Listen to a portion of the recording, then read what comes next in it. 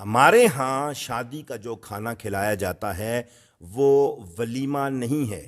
اس کو ولیمہ نہیں کہہ سکتے۔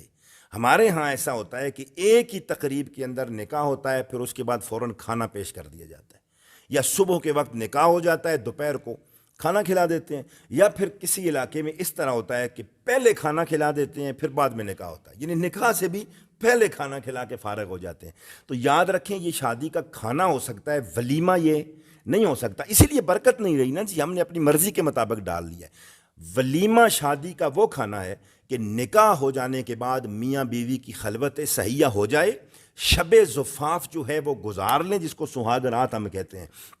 پہلی رات شادی کی میاں بیوی گزارنے کے بعد جو اگلا دن ہوتا ہے نا جی، اگلے دن جو کھانا کھلایا جاتا ہے وہ ولیمہ ہوتا ہے، اور یہ شکرانے کا کھانا ہوتا ہے، اس لیے اس کو ولیمہ کہا گیا ہے۔ تو ابھی خلوت صحیحہ نہیں ہوئی، آپ نے اسی دن نکاح کیا، اسی دن آپ نے کھانا کھلا دیا، یہ شادی کا کھانا تو ہو سکتا ہے، اس کو حرام یا نجائز ہم نہیں کہتے،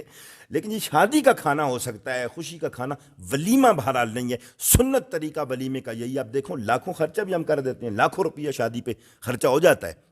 شادی کے کارڈ پر بھی ہم لکھ دیتے ہیں دعوت ولیمہ، لیکن وہ ولیمہ نہیں ہوتا، اچھا وہ برکت نہیں ہوتی اس میں، وہ سنت بہرحال نہیں ہے ولیمہ۔ اتنے لاکھوں روپے خرچہ کرنے کے باوجود بھی اس کھانے کو آپ ولیمہ نہیں کہہ سکتے، شرعاً وہ ولیمہ نہیں ہے۔